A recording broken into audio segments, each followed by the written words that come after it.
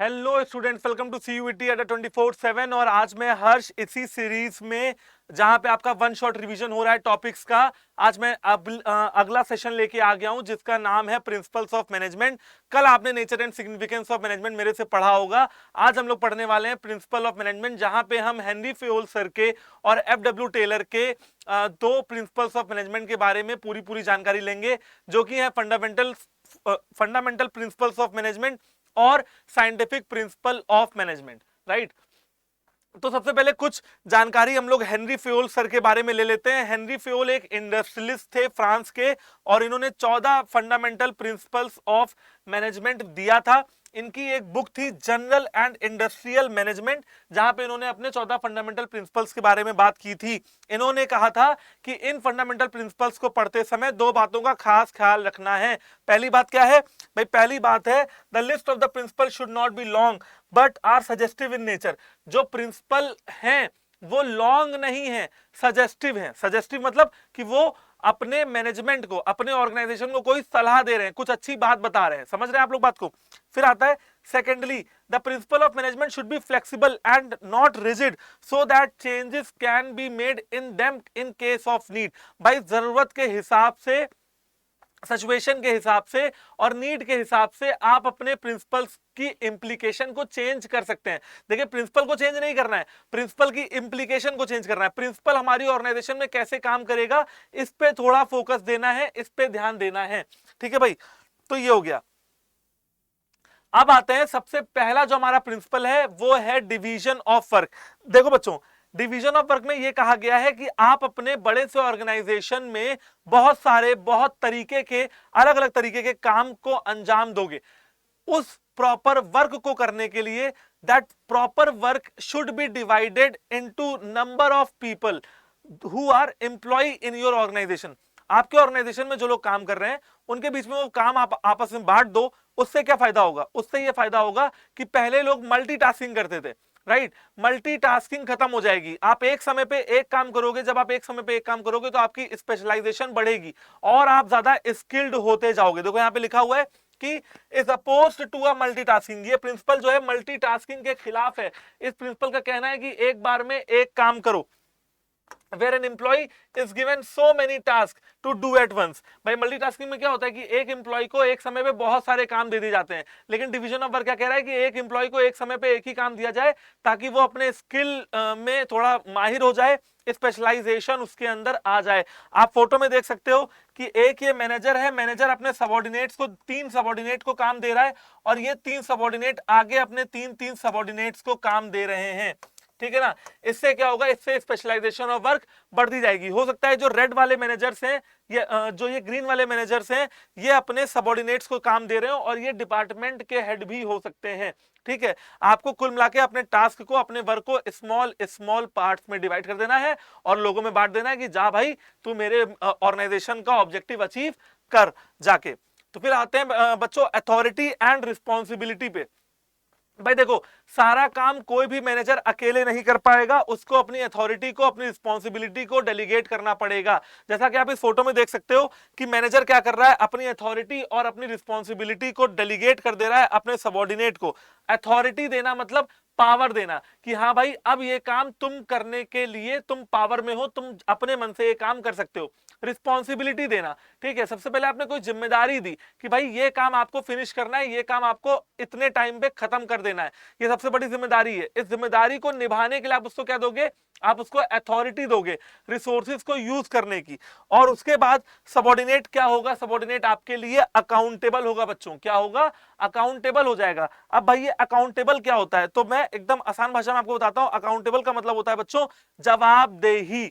क्या होता है अकाउंटेबल का मतलब? जवाबदेही, कि भाई मैंने कोई काम किया, अब क्या मैं अपने ऑर्गेनाइजेशन या अपने सुपीरियर के प्रति जवाबदेह हूं या नहीं हूं, क्या मैं अकाउंटेबल हूं या नहीं हूं। तो अथॉरिटी एंड रिस्पॉन्सिबिलिटी बच्चों यही कहती है कि जब आप किसी काम को करने की रिस्पॉन्सिबिलिटी देते हैं, जब आप किसी काम को करने की जिम्मेदारी देते हैं, तो एक सुपीरियर को, अपने सबऑर्डिनेट को अथॉरिटी भी देनी पड़ती है। और क्योंकि अथॉरिटी देते हैं तो अकाउंटेबिलिटी सबऑर्डिनेट देता है सुपीरियर को।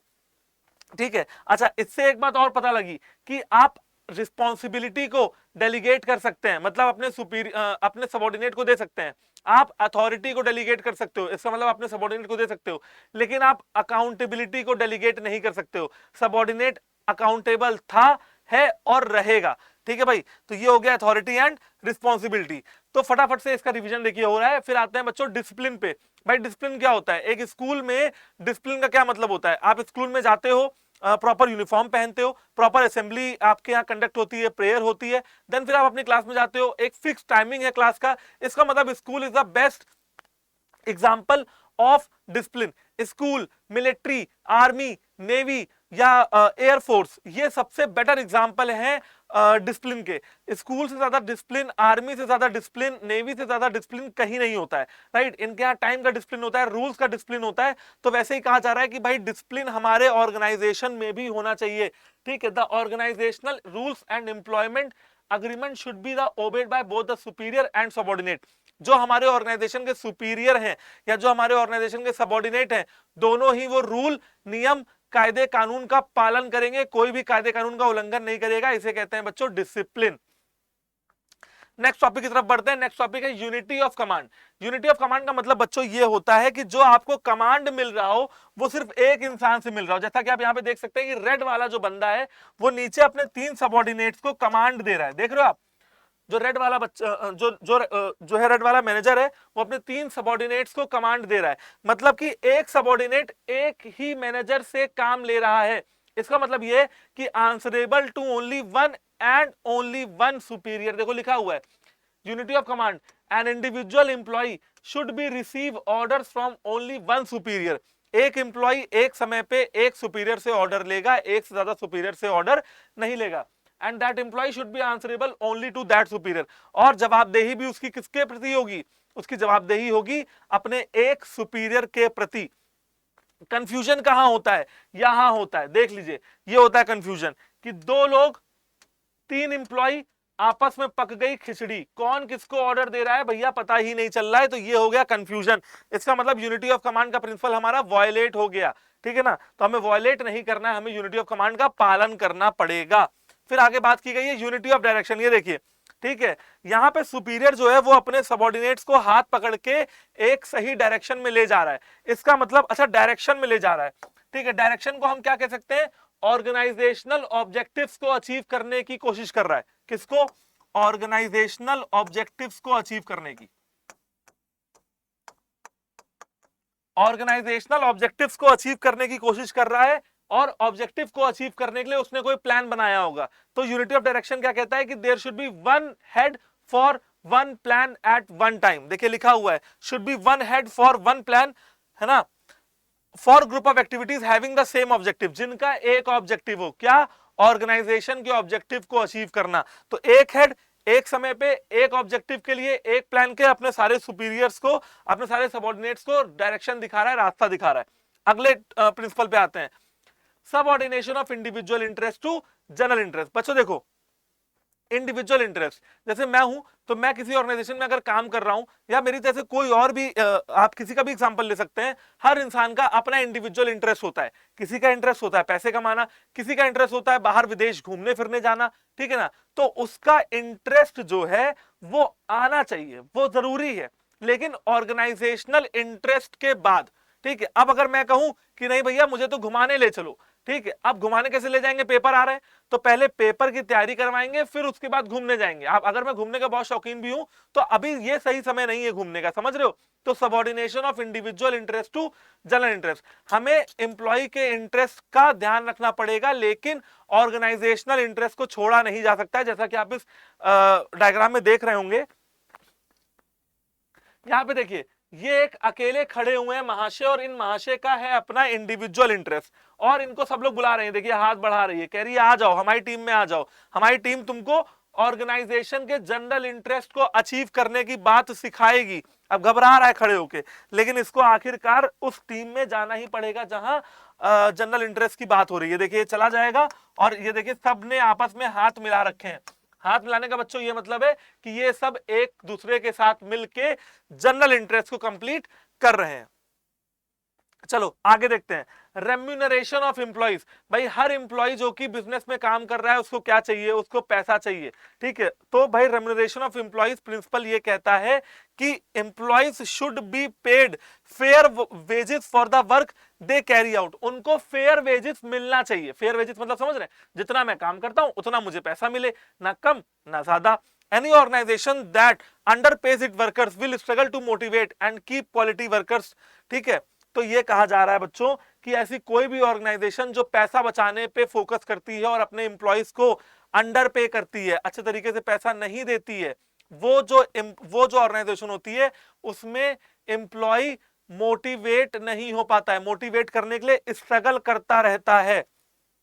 चलो, आई होप कि आपको बात समझ में आ गई होगी। और रेम्युनरेशन में फाइनेंशियल और नॉन फाइनेंशियल इंसेंटिव दोनों जुड़े रहते हैं। आई रिपीट, फाइनेंशियल और नॉन फाइनेंशियल इंसेंटिव बच्चों दोनों जुड़े रहते हैं रेम्युनरेशन ऑफ एम्प्लॉइज में। अब आप पूछोगे sir financial non financial incentive क्या होते हैं? फाइनेंशियल मतलब जैसे सैलरी, बोनस, ओवर टाइम, ठीक है, मतलब जो पैसों में देखा जा सके, that can be measured in terms of money. और नॉन फाइनेंशियल मतलब बेटा बहुत सारी चीजें होती है, जैसे जिस आप ऑर्गेनाइजेशन में काम कर रहे हो वहां पे वर्किंग कंडीशंस कैसी हैं, क्या वहां पे एम्प्लॉय की हेल्थ का ध्यान रखा जा रहा है कि नहीं जा रहा है। जैसे कि आपने माइन में देखा होगा, जो लेबर्स माइन में अंदर माइनिंग करते हैं उनकी सांस में दिक्कत हो जाती है, उनकी आंखों में दिक्कत हो जाती है, तो क्या ये सब चीजें तो नहीं हो रही हैं आपके साथ?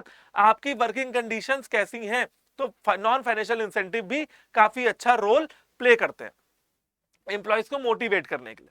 ठीक है, अगला आता है बच्चों सेंट्रलाइजेशन एंड डिसेंट्रलाइजेशन। देखिए आपने कई बार पढ़ा होगा, ठीक है, सेंट्रलाइजेशन एंड डिसेंट्रलाइजेशन का टॉपिक काफी इजी है। जब आपकी सारी पावर्स सेंट्रलाइज्ड हो जाए, एक जगह पे इकट्ठी हो जाए, जैसे कि आप इस डायग्राम में देख सकते हो कि भाई सारी पावर, सारे लोग किसको आके रिपोर्ट कर रहे हैं? सारे लोग आके इस बंदे को रिपोर्ट कर रहे हैं जो बिल्कुल बीच में बैठा है। इसका मतलब यहां पे क्या हो रहा है? सेंट्रलाइजेशन हो रहा है। और डिसेंट्रलाइजेशन में देखिए क्या हो रहा है कि सारी पावर सब में बट गई है। क्या हो गई है? बट गई है। ठीक है ना। सेंट्रलाइजेशन नाम से ही पता लग रहा है बच्चों, नाम से ही पता लग रहा है सेंट्रलाइजेशन, कि भाई सारी पावर घूम फिर के एक जगह आ गई। ठीक है, और डिसेंट्रलाइजेशन मतलब एक जगह से पावर उठी और सब में आपस में बट गई। ठीक है, ये हो गया सेंट्रलाइजेशन एंड डिसेंट्रलाइजेशन। आगे आते हैं बच्चों स्केलर चेन। भैया स्केलर चेन बहुत इंपॉर्टेंट है और स्केलर चेन का वाकई में रियल लाइफ इंप्लीमेंटेशन है। अगर किसी ऑर्गेनाइजेशन में स्केलर चेन नहीं होती है तो वहां पे बातचीत करने में यार बहुत दिक्कतों का सामना करना पड़ता है। देखो इसमें सिंपल सी बात है कि भाई आप जो है डायरेक्टली अपने अपर लेवल वाले आदमी से बात कर सकते हो, लेकिन किसी और डिपार्टमेंट में या अपने अल्टीमेट सुपीरियर से बात नहीं कर सकते हो। आपको एक चेन को फॉलो करना पड़ेगा, आपको एक हायरार्किकल स्ट्रक्चर को फॉलो करना पड़ेगा। क्या है हायरार्किकल स्ट्रक्चर? लिख देखिए बना हुआ है, ये डी है। ठीक है, डी गया सी के पास बात करने, सी गया बी के पास बात करने, बी गया ए के पास, मतलब अपने नेक्स्ट सुपीरियर से बात कर रहे हैं। डी का सुपीरियर कौन? सी, तो सी से बात की, बी से नहीं की। सी का सुपीरियर कौन? बी, तो सी ने बी से बात की। फिर बी का सुपीरियर कौन? ए, तो बी ने ए से बात की। फिर ए ने बात की ई से, ई ने बात की एफ से, और एफ ने बात की जी से। ये हो गया बच्चों स्केलर चेन। स्केलर चेन हमेशा ट्रायंगल में आप बना के दिखाना अपने पेपर में, ठीक है ना। और जब कभी इमरजेंसी के केस में, देखिए यहां पे लिखा हुआ है कि जब कभी इमरजेंसी के केस में ऑपरेशनल एफिशिएंसी की जब बात आ जाए, भैया एफिशिएंसी की जब बात आ जाए और इमरजेंसी की जब बात आ जाए, हालांकि डी जो है वो डायरेक्टली जी से बात कर सकता है, but only in the case of emergency. और अगर ऐसा होता है तो उसको क्या बोलते हैं बच्चों? उसको बोलते हैं गैंग प्लैंक। क्या बोलते हैं? Gang plank. ठीक है, ये एक्सेप्शन है, एक्सेप्शन, बार बार ऐसा नहीं होता है। चलो फटाफट से अपने अगले प्रिंसिपल पे आते हैं। क्या कहता है अगला प्रिंसिपल? Order and equity. भाई दो अलग अलग प्रिंसिपल है, ऑर्डर एंड इक्विटी। ऑर्डर का मतलब बच्चों ये है कि आपके आपके ऑर्गेनाइजेशन में वर्क कल्चर बेहतरीन होना चाहिए, ठीक है ना, है ना, बहुत अच्छा वर्क कल्चर होना चाहिए, हर चीज की अपना ऑर्डर होना चाहिए। आप मेरे को बताओ कि जब आप स्कूल में पढ़ते थे तो असेंबली होती थी बच्चों, असेंबली ग्राउंड में, क्लास कहां होती थी? क्लासरूम में, लाइब्रेरी अपनी जगह होती थी, लंच करने का अपना जगह होता था, स्पोर्ट्स रूम अपनी जगह होता था, बच्चे खेलते कहीं और थे। इसका मतलब everything is in order in school. भाई एक स्कूल में हर चीज एक ऑर्डर में है बच्चों, उसी प्रकार से एक ऑर्गेनाइजेशन में हर चीज ऑर्डर में होनी चाहिए। The positive atmosphere in the workplace will boost more positive productivity। अब आते हैं इक्विटी पे। देखिए इक्विटी को समझना है तो भारतीय संविधान को समझना पड़ेगा। भारतीय संविधान कहता है कि कोई भी बड़ा छोटा नहीं है, किसी में भी कोई भी भेदभाव, डिस्क्रिमिनेशन नहीं होना चाहिए neither on the basis of religion nor on the basis of caste, creed, है ना, रेस। कोई काला है, गोरा है, या किसी भी बेसिस पे, कलर के बेसिस पे, रेस के बेसिस पे रेसिज्म वगैरह हमारे इंडियन कॉन्स्टिट्यूशन में अलाउ नहीं है। आप रेसिज्म नहीं कर सकते हैं, डिस्क्रिमिनेशन नहीं कर सकते हैं। We all Indian are equal, ठीक है, we all Indians are equal. यही कंसेप्ट कहता है हमारा इक्विटी कंसेप्ट, कि भाई एक ऑर्गेनाइजेशन में सारे लोगों को इक्वली ट्रीट करना चाहिए, ना कोई बड़ा, ना कोई छोटा, ना कोई सीनियर, ना कोई जूनियर। हाँ, एक आपको रिस्पेक्टफुली सबसे ट्रीट करना होगा, सबसे आप अच्छे से बात करें, ठीक है। मतलब कि इक्विटी कुल मिला के हमारे संस्कारों की बात कर रहा है, जो हमें बहुत पहले घर में अपने सिखाए गए थे कि भाई किसी से कोई गलत बात नहीं करनी, ठीक है, किसी को कुछ गलत कहना नहीं, किसी से कुछ गलत सुनना नहीं, तो सबको आप रिस्पेक्ट से बात करो, ठीक है, चाहे वो लड़का हो, वो लड़की हो, या किसी भी रिलीजन, किसी भी रेस का हो, आपको कोई भी डिस्क्रिमिनेशन नहीं करना। तो यही लिखा हुआ है that no employee face discrimination. आगे आते हैं स्टेबिलिटी ऑफ पर्सनल। भैया स्टेबिलिटी ऑफ पर्सनल क्या होता है? किसी किसी ऑर्गेनाइजेशन में लोग आते हैं, छोड़ के चले जाते हैं, फिर लोग आते हैं, फिर छोड़ के चले जाते हैं। इससे क्या होता है? ट्रेनिंग एंड डेवलपमेंट पे बहुत सारे पैसे वेस्ट हो जाते हैं, ठीक है। तो भाई अगर एम्प्लॉय को ये लगता है बच्चों कि मेरी जॉब इस ऑर्गेनाइजेशन में सिक्योर है, अब मैं यहां आया हूं और लंबे समय तक अपनी सर्विसेज अपनी ऑर्गेनाइजेशन को डिलीवर करूंगा, तो वो जो एम्प्लॉय है वो हाईली मोटिवेटेड रहेगा, उसका मोरल हमेशा अपग्रेड रहेगा, ठीक है ना। इसे कहते हैं स्टेबिलिटी ऑफ पर्सनल। वो सिक्योर फील करेगा इन टर्म्स ऑफ जॉब। भाई सरकारी नौकरी सबको क्यों चाहिए? आप मेरे को बताओ, सरकारी नौकरी सबको क्यों चाहिए? क्योंकि सरकारी नौकरी में क्या है? जॉब सिक्योरिटी है, कोई आपको निकाल नहीं सकता है अनटिल एंड अनलेस आपने कोई बहुत बड़ा फ्रॉड ना कर दिया हो, ठीक है ना। तो ये मजा सबको लाइफ में चाहिए, आपको जॉब सिक्योरिटी चाहिए होती है ताकि आप सिक्योर फील कर सको। फिर आते हैं बच्चों इनिशिएटिव। अब ये इनिशिएटिव क्या होता है? इनिशिएटिव का मतलब होता है कि मैनेजमेंट को अपने एम्प्लॉयज को थोड़ा प्रोत्साहित करना पड़ेगा, थोड़ा मोटिवेट करना पड़ेगा कि आप लोग भी हमारी ऑर्गेनाइजेशन में इनिशिएटिव लें। मतलब अपने आपके सजेशन भी कीमती हैं, आप समझ रहे हो। एम्प्लॉयज भी जब अपने सजेशन देगा, अपनी कंप्लेंट रजिस्टर करवाएगा या बताएगा कि सर ये काम ऐसे नहीं ऐसे होना चाहिए, तो टॉप लेवल मैनेजमेंट के लिए काफी अच्छी बात है, क्योंकि वर्कर ही वो इंसान है जो उस प्रॉपर काम को अंजाम दे रहा है। टॉप लेवल मैनेजमेंट तो एसी में बैठ के, पंखे में बैठ के सिर्फ प्लान बना रहा है, अंजाम कौन दे रहा है? Worker, employee. तो तकलीफ कौन बताएगा? Worker, employee. Top level management तकलीफ नहीं बताएगा, आपकी तकलीफ कौन बताएगा? वर्कर बताएगा, एम्प्लॉय बताएगा, फंक्शनल फोरमैन बताएगा, मिडिल लेवल मैनेजर बताएगा, टॉप लेवल मैनेजर वो लोअर लेवल ऑफ मैनेजर बताएगा। समझ गए? तो लिखा हुआ है the management should support and encourage the employees to take initiative in an organisation. It will help them to increase their interest and make them worth. भाई आपको एम्प्लॉयज को क्या करना होगा? आपको एम्प्लॉयज को मोटिवेट करना होगा कि भैया आप लोग का भी सजेशन बहुत जरूरी है, आप लोग कुछ ना कुछ बोलते रहें, कुछ ना कुछ फीडबैक देते रहें। अगला और लास्ट प्रिंसिपल ऑफ मैनेजमेंट क्या है बच्चों? Spirit D corps. भाई स्पिरिट डी कॉर्प्स एक लाइन में समझाता हूं। स्पिरिट डी कॉर्प्स बहुत इजी है। हर लीडर को, हर मैनेजर को यह कहना चाहिए कि हम ये काम कर लेंगे, we will do this work, ठीक है। उसको ये नहीं कहना चाहिए कि मैं ये काम कर लूंगा, I will do this work. उसको हमेशा क्या कहना चाहिए कि we will do this work, instead of saying I will do it. ये जो मैं नाम का जो शब्द है ना, ये मैं बड़ा खतरनाक है किसी भी ऑर्गेनाइजेशन के लिए। जब आदमी ये कहने लगता है कि मैं ये काम कर लूंगा, तो उससे उसका अहंकार झलकता है। तो स्पिरिट डी कॉर्प्स बात कर रहा है बच्चों टीम वर्क की। टीम वर्क देखो यहाँ पे फोटो में दिख रहा होगा, देखो ये सब टीम वर्क कर रहे हैं, देखो है ना भाई, ये सब प्लानिंग कर रहे हैं कि अब हम सब एक ही साथ हैं, हम सब ऑर्गेनाइजेशन ऑब्जेक्टिव्स को अचीव करेंगे। लिखा भी हुआ है we will do this work instead of I will do it. हम मिलके ये काम कर लेंगे, ये नहीं कहना चाहिए कि मैं ये काम कर लूंगा, ठीक है ना। तो मैं से रहना है दूर, मैं से थोड़ा दूर रहना है। आगे देखिए, it is the responsibility of the management to motivate their employees and be supportive of each other regularly, developing trust and mutual understanding. भाई आपको ट्रस्ट मतलब भरोसा, म्यूचुअल अंडरस्टैंडिंग से काम लेना है, मतलब आपस में आपकी सूझबूझ होनी चाहिए, समझदारी होनी चाहिए, ठीक है। आप एक दूसरे से लड़ाई झगड़ा करते ना नजर आए, आप एक दूसरे को अंडरस्टैंड करें, एक दूसरे की तकलीफ को समझें, और फिर उसी के हिसाब से आगे का ऑब्जेक्टिव अचीव करने के बारे में प्लानिंग करें। ये होता है स्पिरिट डी कॉप्स, ठीक है ना। तो भाई ये हो गए आपके 14 प्रिंसिपल्स ऑफ मैनेजमेंट जो कि हेनरी फेयोल सर ने दिए थे। अब आते हैं भैया साइंटिफिक मैनेजमेंट और उनके टेक्निक्स पे। क्या नाम है? नाम है FW टेलर। फोटो आपके सामने दी गई है, मैंने इसलिए फोटो लगा दी ताकि आप इनको पहचान भी जाओ कि कौन है महारथी जिन्होंने हमारे साइंटिफिक मैनेजमेंट के प्रिंसिपल दिए हैं।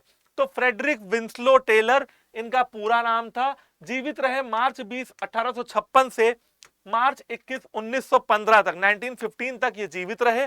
इन्होंने अमेरिकन मैकेनिकल इंजीनियर के तौर पे काम किया। अच्छा, ये बड़ी इंटरेस्टिंग बात है, थे मैकेनिकल इंजीनियर और दे दिया प्रिंसिपल साइंटिफिक मैनेजमेंट।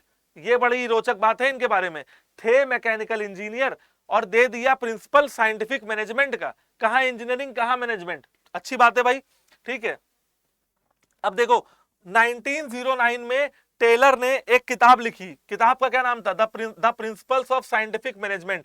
1909 में टेलर ने किताब लिखी, किताब का नाम था the principle of scientific management, जिसमें इन्होंने साइंटिफिक प्रिंसिपल्स ऑफ मैनेजमेंट और टेक्निक्स ऑफ मैनेजमेंट के बारे में कहा। अच्छा, एक चीज और, 2001 में बच्चों, 2001 में उनकी डेथ के लगभग 85 साल बाद, 85 साल बाद, ठीक है, लोगों को यह लगा एकेडमी ऑफ मैनेजमेंट की कि 20वीं सेंचुरी की सबसे मोस्ट मैनेजमेंट की इन्फ्लुएंशियल किताब थी फ्रेडरिक विंस्लो टेलर की, जो ये किताब थी अमेरिकन मैकेनिकल इंजीनियर, जो ये थे इंडस्ट्रियल एफिशिएंसी के ऊपर जो इन्होंने किताब लिखी थी, ठीक है। इसको मोस्ट इन्फ्लुएंशियल मैनेजमेंट बुक का अवार्ड मिला, कब मिला? लगभग सन 2001 में, ठीक है। कब मिला भाई इनको इनाम? सन 2001 में मिला। तो ये तो हो गया FW टेलर के बारे में। अब बात कर लेते हैं इनके जरा साइंटिफिक मैनेजमेंट के प्रिंसिपल्स के बारे में, ठीक है। सबसे पहला क्या है बच्चों? सबसे पहला है science. Science not rule of thumb, science not rule of thumb. इसको जरा ब्रेक करके पढ़ना है, साइंस अलग, नॉट रूल ऑफ थंब अलग, ठीक है। अब बच्चे आप लोग ये पूछोगे सर साइंस मतलब तो होता है विज्ञान, विज्ञान मतलब सिस्टमाइज्ड बॉडी ऑफ नॉलेज, जहां पे एक्सपेरिमेंट करते हैं, जहां पे सर्वे करते हैं और कुछ नया सीखने को मिलता है। तो साइंस तो समझ में आता है, ये रूल ऑफ थंब क्या है? आपने एक मूवी देखी होगी, मूवी का नाम है गुंडे। गुंडे में रणवीर सिंह एक्टर थे, रणवीर सिंह हीरो थे। वहां पे वो हमेशा कहते रहते थे अंगूठा लगवा ले, ठीक है। अंगूठा लगवा ले का मतलब यह कि जो मैंने कह दिया पत्थर की लकीर है, चाहे तू मेरा अंगूठा लगवा ले, ठीक है ना। नॉट रूल ऑफ थंब, इसका मतलब कि Ranveer Singh was damn sure about his decisions, कि वो हमेशा ये कहता रहता है अंगूठा लगवा ले, अंगूठा लगवा ले, कि भाई मैं जो कह रहा हूं बिल्कुल सही कह रहा हूं, मेरी बात पे भरोसा करो। तो वैसे ही बेटा मैनेजर जो है, मैनेजर की बात पे देखो क्या लिखा हुआ है, मैनेजर को अपने पर्सनल जजमेंट से ऑर्गेनाइजेशन नहीं चलानी है, उसको साइंटिफिक मेथड से ऑर्गेनाइजेशन चलानी है। समझ रहे हो आप लोग बात को? देखो लिखा हुआ है कि भाई साइंस का अगर आप इस्तेमाल करोगे तो ह्यूमन एनर्जी सेव होगी, समय सेव होगा। This decision should be based on scientific analysis and cause and effect relationship, और कॉज और इफेक्ट रिलेशनशिप को ध्यान में रखते हुए आपको डिसीजन लेना है, साइंटिफिक डिसीजन लेना है, एक्सपेरिमेंट करते रहना है। क्या नहीं करना है? नहीं करना है नॉट रूल ऑफ थंब, ये देखो, rather than rule of thumb. अच्छा, रूल ऑफ थंब होता क्या है? ये बड़ी इंपॉर्टेंट बात है। रूल ऑफ थंब होता क्या है? ये लिखा हुआ है, where the decision is taken according to the manager's personal judgement. Manager का जहां पे पर्सनल जजमेंट आ जाए उसे कहते हैं बच्चों रूल ऑफ थंब। और आपको रूल ऑफ थंब से काम नहीं करना होगा, मैनेजर के पर्सनल जजमेंट से आपकी ऑर्गेनाइजेशन नहीं चलेगी, आपकी ऑर्गेनाइजेशन चलेगी साइंस से, विज्ञान से। चलो दूसरा पॉइंट, दूसरा principle, harmony not discord. Harmony not discord, harmony होनी चाहिए। इसको भी अलग अलग पढ़ना पड़ेगा जरा, हार्मोनी होनी चाहिए, ठीक है। डिस्कॉर्ड, डिस्कॉर्ड मतलब कॉर्डली हम मिलके काम करते हैं तो कहते हैं कॉर्ड। डिस्कॉर्ड मतलब अलग अलग बिखर गए, ठीक है, अलग अलग काम कर रहे हैं। तो बेटा हार्मोनी होनी चाहिए, डिस्कॉर्ड नहीं होना चाहिए, कॉर्ड होना चाहिए, कॉर्डली हम काम करें, ठीक है, एथिकली काम करें। तो भैया ये कहा जा रहा है कि मैनेजर्स को ये समझना पड़ेगा कि एम्प्लॉय जरूरी हैं, एम्प्लॉयज को ये समझना पड़ेगा कि मैनेजर बहुत जरूरी है, दोनों को एक दूसरे की जरूरत को समझना पड़ेगा, दोनों को मिलजुल के काम करना पड़ेगा, हार्मोनी में रह के, एथिकली। हार्मोनी मतलब मिलजुल के, खुशी से, पीस से, शांति से काम को अंजाम देना होगा। लड़ाई झगड़े की कोई जगह नहीं है, कॉन्फ्लिक्ट नहीं करने का, ठीक है, लड़ाई बिल्कुल नहीं होनी चाहिए, ये कहा जा रहा है। अच्छा, एक चीज और, एक बड़ा इंटरेस्टिंग शब्द है मेंटल रिवॉल्यूशन, ठीक है। मेंटल रिवॉल्यूशन के बारे में बात हुई बच्चों। मेंटल रिवॉल्यूशन का क्या मतलब है भाई? मेंटल रिवॉल्यूशन का मतलब है कि जब आपके सोचने का तरीका बदल जाए, जब आप मेंटली थोड़ा सा इवॉल्व करो, ठीक है, रिवॉल्यूशन लाओ अपने सोचने के तरीकों में। जैसे आप तैयारी कर रहे हो, तैयारी करते करते करते करते कभी कभी निगेटिव इंपैक्ट, निगेटिव थॉट भी आते हैं। निगेटिव थॉट नहीं आने चाहिए। पॉजिटिव थॉट से उन निगेटिव थॉट्स को रिप्लेस कर दो, पॉजिटिव थिंकिंग रखो, ठीक है, शांत रहो, अपना मन शांत रखो, न्यूट्रल रहो, ना ज्यादा खुश हो ना ज्यादा दुखी हो, ठीक है। पेपर में कोई क्वेश्चन आ गया तो यस आ गया, ये करने की जरूरत नहीं है। पेपर में कोई क्वेश्चन नहीं आया तो अरे मेरा तो क्या होगा, मैं तो दुखी हो गया, ये करने की जरूरत नहीं है। आपको न्यूट्रल रहना है, सामान्य रहना है। अगर खुश हुए तो भी पेपर बेकार होगा, दुखी हुए तो भी पेपर बेकार होगा। न्यूट्रल रहो, बिल्कुल कुछ नहीं। पेपर क्वेश्चन आया, बहुत अच्छी बात है, दूसरा भी आएगा, बहुत अच्छी बात है, तीसरा भी आएगा, अच्छी बात है, चौथा, पांचवा, छठा, और दुखी हुए तो क्वेश्चन नहीं आया, कोई बात नहीं, अगला आएगा, अगला भी नहीं आया, कोई बात नहीं, अगला आएगा, क्योंकि दो क्वेश्चन अगर कठिन है तो तीसरा क्वेश्चन आसान भी होगा, ठीक है ना।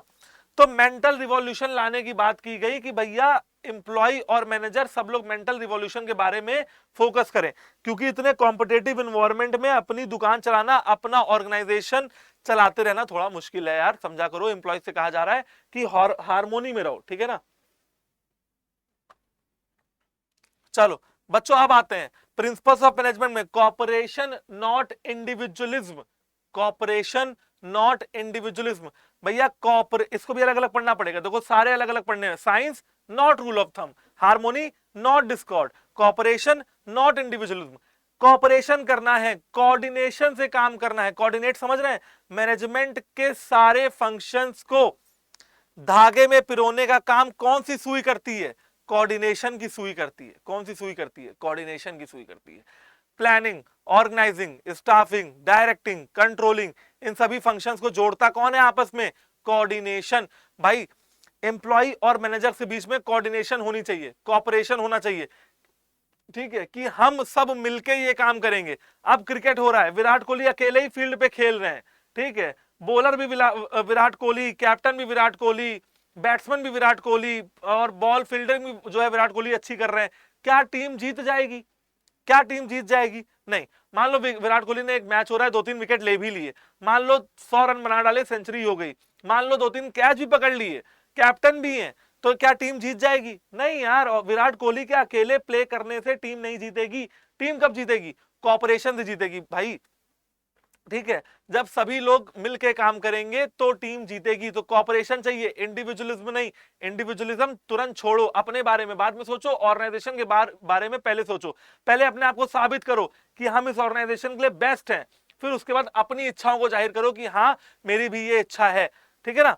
फिर आते हैं development of each and every person to his or her greatest efficiency.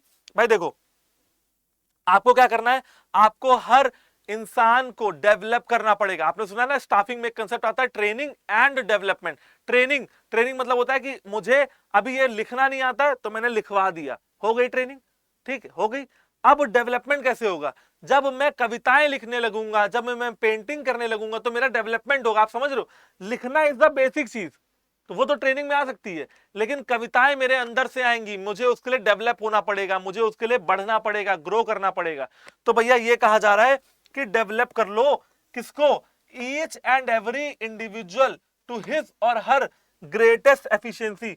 Organisation में हर इंसान को ट्रेनिंग और डेवलपमेंट देनी चाहिए ताकि उसकी एफिशिएंसी बढ़े, ताकि उसकी प्रोडक्टिविटी बढ़े। समझ गए आप लोग? ये हो गए हमारे 4 प्रिंसिपल्स ऑफ मैनेजमेंट। फटाफट से जल्दी से देख लेते हैं अपने टेक्निक्स ऑफ साइंटिफिक मैनेजमेंट। क्या देख लेते हैं? Techniques of scientific management. देखो यहां पे तुम्हारी कंप्यूटर स्क्रीन पे आ गया होगा फंक्शनल फोरमैनशिप। क्या आ गया होगा? फंक्शनल फोरमैनशिप आ गया होगा। ये देखो बच्चों, पढ़ने की कोई जरूरत नहीं है, डायग्राम देख लीजिए, आपको सब समझ में आ जाएगा। फैक्ट्री मैनेजर था, कौन था? फैक्ट्री मैनेजर था। फैक्ट्री मैनेजर ने 2 प्लानिंग इंचार्ज बनाए और प्रोडक्शन इंचार्ज बनाए। एक प्लानिंग इंचार्ज, एक प्रोडक्शन इंचार्ज। प्लानिंग भी करने वाले लोग चाहिए और प्रोडक्शन करने वाले लोग भी चाहिए। प्लानिंग में कौन कौन है? Instruction card clerk, root clerk, time and cost clerk, disciplinarian. Production में कौन है? Speed boss, gang boss, repair boss और इंस्पेक्टर। और ये सारे किसको रिपोर्ट देंगे या ये सब कौन माने जाएंगे? वर्कमैन माने जाएंगे। कौन माने जाएंगे बच्चों? वर्कमैन माने जाएंगे। अब देखो सवाल ये आ रहा होगा, सर फैक्ट्री मैनेजर तो समझ में आ गया। फैक्ट्री मैनेजर वो जो फैक्ट्री को मैनेज करे, ठीक है। प्लानिंग इंचार्ज वो जो प्लान बनाए, प्रोडक्शन इंचार्ज वो जो प्रोडक्शन करे। जरा इनके बारे में बताएं। देखो बेटा, इंस्ट्रक्शन कार्ड क्लर्क से शुरू करता हूं। ऐसे लोग जो कि एक दूसरे को इंस्ट्रक्शन देते रहते हैं, ये काम ऐसे करना है, वो काम ऐसे करना है, इसमें ये गलत नहीं होना चाहिए, उसमें वो गलत नहीं होना चाहिए। इंस्ट्रक्शन, सजेशन, ठीक है। तो ये हो गया इंस्ट्रक्शन कार्ड क्लर्क। अब आता है बच्चों रूट क्लर्क। रूट क्लर्क ये काम जो है, मान लो कि मेरी एक कंपनी है वो कार बनाती है। अब क्या कार बनाने के लिए सबसे पहले टायर की जरूरत है? अरे है, बिल्कुल है। टायर की जरूरत है तो मुझे रूट पता है कि पहले लोहा आएगा, आयरन आएगा, उसको गलाएंगे, उसको कार की शेप में ढालेंगे, फिर टायर लगाएंगे, फिर म्यूजिक सिस्टम लगाएंगे, फिर उसमें सीट बिछाएंगे, फिर इंजन लगाएंगे, वायरिंग करेंगे, पेंट करेंगे, कार बन के तैयार हो जाएगी। ये मुझे पूरा प्रोसेस पता है, मुझे पूरा रूट पता है। किसको पता होना चाहिए? प्लानिंग कौन करेगा रूट की? कौन करेंगे? ये वाले भाई साहब करेंगे, root clerk. Time and cost, time and cost तो नाम से पता लग रहा होगा, काम को कंप्लीट होने में कितना समय लगेगा कौन बताएगा? Time clerk. काम को कंप्लीट करने में पैसा कितना जाएगा? Cost clerk. ठीक है, समझ गए सब लोग। फिर आता है डिसिप्लिनेरियन, ऐसा व्यक्ति जो ऑर्गेनाइजेशन में डिसिप्लिन को इंश्योर करेगा। कहीं ऐसा तो नहीं हो रहा कभी आ रहे हो कभी जा रहे हो भाई, कभी आ रहे हो 10 बजे आने का कोई समय, 12 बजे आने का कोई समय, 6 बजे खाना खाने का कोई टाइम है। डिसिप्लिन मेंटेन रहे, ठीक है, डिसिप्लिन मेंटेन रहे, ये कौन चेक करेगा? डिसिप्लिनेरियन। ठीक है, उसके बाद स्पीड बॉस। क्या हमने जो टाइम पे खत्म करने की बात की थी अपने काम को, क्या वो काम स्पीडली हो रहा है? कौन चेक करेगा? Speed boss. गैंग बॉस क्या करेंगे? गैंग बॉस कौन होते हैं? गैंग बॉस जैसे आपने देखा होगा ना, आपके भी खासकर लड़के हमारे जो व्यूअर्स हैं जो देख रहे हैं, उनकी कोई ना कोई ग्रुप होगा पक्का।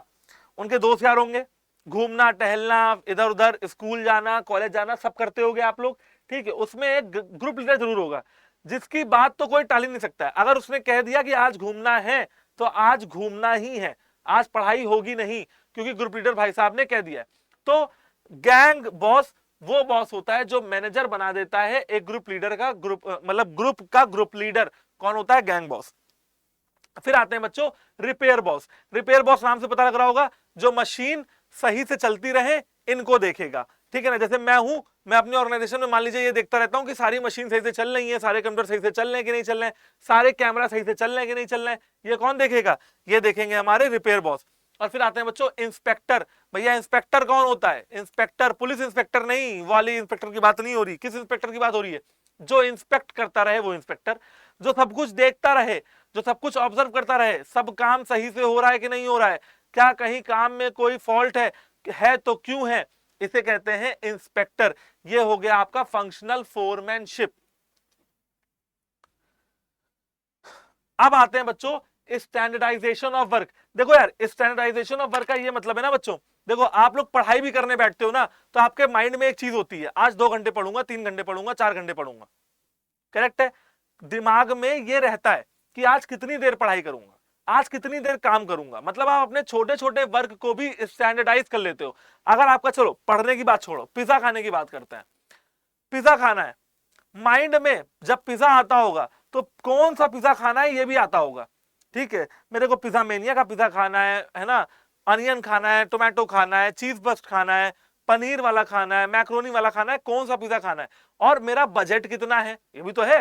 भाई मेरे पास 500 रुपए तो मैं चीज बस्ट खा लूंगा, मेरे पास 200 के अंदर है तो मैं नॉर्मल पिज्जा कोई ले लूंगा, कॉर्न वाला ले लूंगा, पनीर वाला ले लूंगा। तो इसका मतलब आपको स्टैंडर्ड सेट करने पड़ेंगे। किसके स्टैंडर्ड? ठीक है, टाइम के, रॉ मटेरियल के, मशीन के, प्रोडक्ट के, प्रोसेस के, ऑपरेटिंग सिचुएशन के। मतलब कि कितना समय लगेगा, स्टैंडर्ड सेट होना चाहिए। 2 घंटा लगेगा, स्टैंडर्ड हो गया सेट। ठीक, रॉ मटेरियल कहां से आएगा, कितना आएगा, स्टैंडर्ड सेट होना चाहिए, चलो ठीक है, तय हो गया।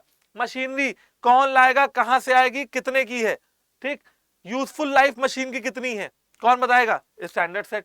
प्रोडक्ट, हमारा प्रोडक्ट कैसे बन के कैसे निकलेगा, मतलब कितना अच्छा प्रोडक्ट हमको बनाना है, क्या क्वालिटी होनी चाहिए, स्टैंडर्ड सेट करना पड़ेगा।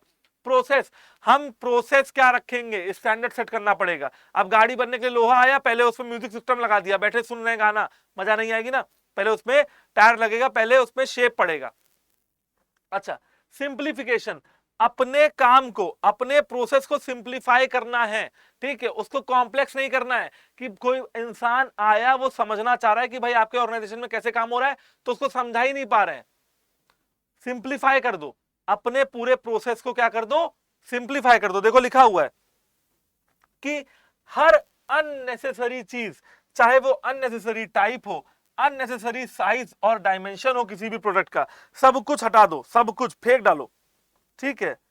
देखो लिखा हुआ है बच्चों कि saving the cost of machine, tools and labours, it means controlled inventory, complete utilisation of supplies. भाई ये कहा जा रहा है कि आप जितनी भी वेस्टफुल चीजें हैं उनको तुरंत हटा दें और सिर्फ ऐसी एक्टिविटीज पे फोकस करें जो एक्टिविटीज काफी ज्यादा आपके लिए ऑर्गेनाइजेशन की सफलता के लिए क्रूशियल है, इंपॉर्टेंट है। चलो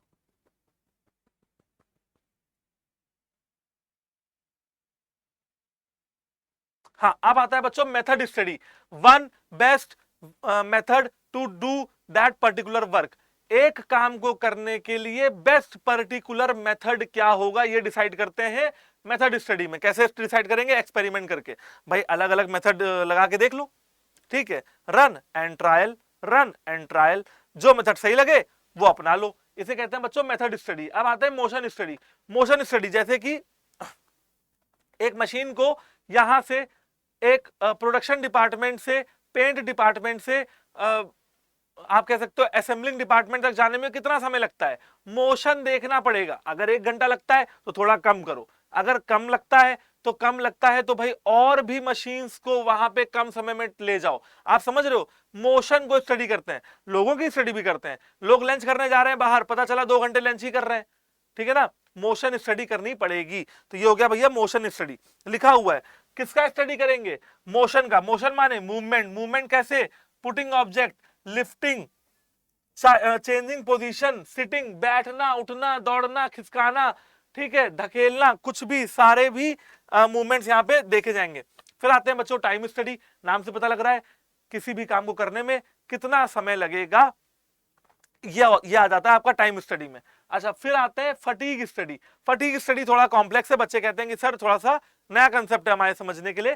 देखो फटीग स्टडी का मतलब ये होता है बच्चों कि काम करते करते हर एम्प्लॉय टायर हो जाता है, थक जाता है, मेंटली भी फिजिकली भी, मतलब शारीरिक तरीके से थक जाता है और मानसिक तरीके से भी थक जाता है।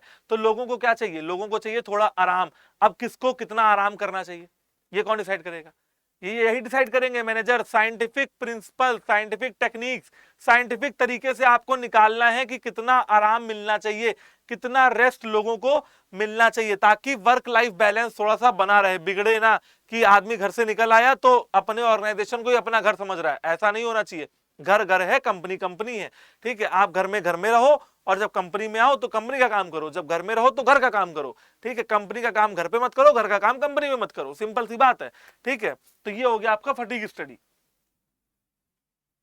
चलो अगला टॉपिक क्या है, अगला टॉपिक है differential piece wage system, differential piece rate system या डिफरेंशियल वेज सिस्टम। बेटा इतना सा कहा जा रहा है, कोई प्रोडक्शन ज्यादा करे उसको सैलरी ज्यादा दो, कोई प्रोडक्शन कम करे उसको सैलरी कम दो, ठीक।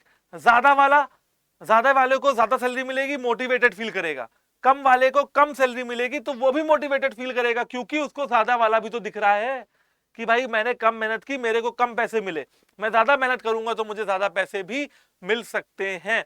इससे एम्प्लॉयज का मोटिवेशन थोड़ा बढ़ता रहता है। मतलब पर यूनिट कितना यूनिट आप प्रोड्यूस कर रहे हो उसके हिसाब से आपको पैसे मिलने चाहिए, इसलिए नाम यही है differential piece rate. Piece rate, 1 piece तो रेट, 2 पीस तो रेट, 3 पीस तो उसका रेट, ऐसा। फिर आता है बच्चों मेंटल रिवॉल्यूशन, अभी आपको बताया मेंटल रिवॉल्यूशन मतलब वर्कर्स और मैनेजर्स को समझना होगा कि हम दोनों एक दूसरे के लिए इंपॉर्टेंट हैं, हमें अपना मेंटल रिवॉल्यूशन थोड़ा बहुत करना पड़ेगा, हमें अपनी प्रायोरिटीज को सेट करना पड़ेगा, हमें एक दूसरे के हाथ में मतलब हमें एक दूसरे का हाथ से हाथ पकड़ के काम करना पड़ेगा, कोऑपरेशन करना पड़ेगा, कोऑर्डिनेशन करना पड़ेगा। अब आते हैं भाई एक छोटी सी ट्रिक, आज की क्लास को खत्म करने से पहले आपको एक छोटी सी ट्रिक शायद आपको पसंद आ जाए, शायद आपको याद हो जाए अपने एमसीक्यू सीयूईटी के लिए, ठीक है ना। ठीक, अभी अभी हमारे साइंटिफिक प्रिंसिपल्स ऑफ सारे मैनेजमेंट खत्म हो चुके हैं, टेक्निक्स ऑफ साइंटिफिक मैनेजमेंट खत्म हो चुके हैं। बच्चे हमेशा ये कहते हैं कि सर 14 प्रिंसिपल ऑफ मैनेजमेंट जो हेनरी फ्योल के हैं वो याद नहीं हो रहे हैं, कोई ट्रिक बता दो, कुछ समझा दो। तो आपके लिए एक छोटी सी ट्रिक लेके आया हूं, ठीक है। छोटी सी ट्रिक ये है कि आप पहले तो आप ऐसा कर लो कि आप इसको एक बार ऐसे पढ़ लो कि डिवीजन ऑफ वर्क में क्या निकला, डी। अथॉरिटी एंड रिस्पॉन्सिबिलिटी में क्या निकला, ए। डिसिप्लिन में क्या निकला, डी। यूनिटी ऑफ कमांड में यू, यूनिटी ऑफ डायरेक्शन में U, subordination of individual interest to general interest में एस, रेम्यूनरेशन में आर, सेंट्रलाइजेशन एंड डिसेंट्रलाइजेशन में सी, स्केलर चेन में एस, ऑर्डर में ओ, इक्विटी में ई, स्टेबिलिटी ऑफ पर्सनल में S, initiative में I और स्पिरिट डी कॉप्स में ई। समझ गए सब बच्चे, इतनी बात समझ में आ गई। अब आगे देखो, देखो ऐसे कर लो, ये ना देखो डी ए डी, तो डी ए डी दिख रहा है तुम लोग को, ठीक है। तो डी ए डी से कर लो डैड, क्या कर लो, डैड। डैड मतलब फादर, डैड मतलब पिताजी, तो डी ए डी से कर लिया डैड, ठीक। तो अब जब डैड पढ़ोगे तो क्या याद आएगा, डी से डिवीजन ऑफ वर्क, ए से अथॉरिटी एंड रिस्पॉन्सिबिलिटी और डी से डिसिप्लिन। याद हो गया, समझ गए सब बच्चे। तो डैड ने U2 से कहा, U2 कौन, U2 आप और आपका दोस्त, कौन कौन, U2 से कहा, ठीक है। U2 U2 U2 समझना, U2 तुम दोनों, ठीक है। कौन, यू एंड योर फ्रेंड, ठीक है। U2 से कहा, अच्छा U2 का क्या मतलब है, unity of command, unity of direction. क्या कहा कि तुम्हें किसमें एडमिशन लेना है, SRC में। SR वैसे तो SRCC होता है ना, Shri Ram college of commerce, लेकिन मैं कहता हूं तुम्हें डैड ने क्या कहा, SRC में एडमिशन लेना है, ठीक। पूरी कहानी है, डैड ने U2 से कहा, मैं पूरा लिख दे रहा हूं, डैड ने U2 से कहा कि SRC में एडमिशन लेना है, एडमिशन लेना है, ठीक है ना। डैड ने U2 से कहा कि SRC में एडमिशन लेना है। तो जैसे ही आप SRC देखेंगे तो क्या याद आएगा, subordination of individual interest to general interest, R से रेम्यूनरेशन ऑफ एम्प्लॉइज और C से सेंट्रलाइजेशन एंड डिसेंट्रलाइजेशन। इतना हो गया, समझ में आ गया। डैड ने U2 से कहा कि SRC में एडमिशन लेना है, ठीक है। तो डैड 3 वर्ड, U2 2 वर्ड, 5 हो गए, और SRC 3 वर्ड, तो 6 7 8 वर्ड्स आर कंप्लीट लाइन से, ठीक। लेकिन हम तो आगे आगे आगे की कहानी क्या है, लेकिन हम तो सो ही रहे थे, हम तो सो ही रहे थे। सो ही रहे थे मतलब बच्चों समझ रहे हो, हम तो सो ही रहे थे का क्या मतलब है, हम सो रहे थे, ठीक है। तो मुझे पता है कि थोड़ा सा मतलब आपको हंसी भी आ रही होगी सुनने में, लेकिन क्या करें, ट्रिक ऐसी बनानी पड़ती है कि आपको इजीली याद हो जाए बच्चों, ठीक है। तो सोई का क्या निकला, स्केलर चेन, ऑर्डर, इक्विटी। सोई से क्या निकला बच्चों, स्केलर चेन, ऑर्डर और इक्विटी। तो हम तो सो ही रहे थे, हम तो नींद में थे, हमने तो पढ़ाई करना उचित समझा नहीं, ठीक है। और फिर हमने कहा, क्योंकि पिताजी हैं तो मना तो कर नहीं सकते हैं, हमने कहा कि सी करेंगे, मतलब हमने कहा कि देखेंगे, चलो ठीक है, अच्छा देखेंगे। तो देखे, हमने कहा कि सी करेंगे,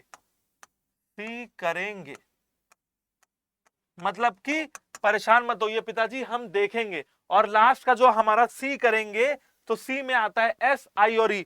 एस से हुआ स्टेबिलिटी ऑफ पर्सनल, आई से हुआ इनिशिएटिव और ई से हुआ स्पिरिट डी कॉप्स। तो डैड ने कहा U2 से कि SRCC में एडमिशन लेना है, तो डैड से बने ये 3 वर्ड, U2 से बने ये 2 वर्ड, SRC से बने ये 2 वर्ड, लेकिन हम तो सो ही रहे थे, मतलब स्केलर चेन, ऑर्डर और इक्विटी।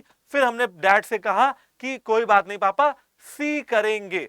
तो सी से हुआ इसके स्टेबिलिटी ऑफ पर्सनल, आई से इनिशिएटिव और ई से स्पिरिट डी कॉप्स। मुझे जहां तक भरोसा है, पूरा पूरा भरोसा है कि आपको ये ट्रिक अच्छी लगी होगी, आपके लिए ये ट्रिक फ्रूटफुल होगी। ये आप पूरी बुक या पूरी कहानी याद कर लोगे तो जब भी एमसीक्यू में आएगा आपको पहचानने में दिक्कत नहीं होगी कि किस चीज के बारे में क्या बात हो रही है। ठीक है, दोबारा बता दे रहा हूं, 1 2 3 तीन प्रिंसिपल। ठीक है, यहां पे हुए 4 और 5, यहां पे हुए 6 7 8, यहां पे हुए 9 10 11 और यहां पे हुए 12 13 14। 14 प्रिंसिपल्स आपके सामने रहे। बाकी बच्चों आज के लिए इतना ही। फिर मिलते हैं अगले सेशन में, जो कि अगला टॉपिक लेके आऊंगा। श्योर शॉर्ट रिवीजन कराने का टारगेट है। जुड़े रहिए हमारी इस सीरीज से, आपको पूरा पूरा रिवीजन करवाया जा रहा है। आप 40 to 45 मिनट जितने भी देर यहां बैठोगे, मेरी गारंटी है और मेरी पूरी कोशिश रहेगी कि आपकी प्रोडक्टिविटी बढ़े और आप ज्यादा से ज्यादा पढ़ पाओ, कम समय में ज्यादा चीजों को आप ग्रैब कर पाओ। चलो आज के लिए इतना ही। Best of luck, all the best for your exams. और ऐसे ही हंसते रहिए, पढ़ते रहिए, मुस्कुराते रहिए एंड जुड़े रहिए हमारे साथ। Thank you very much.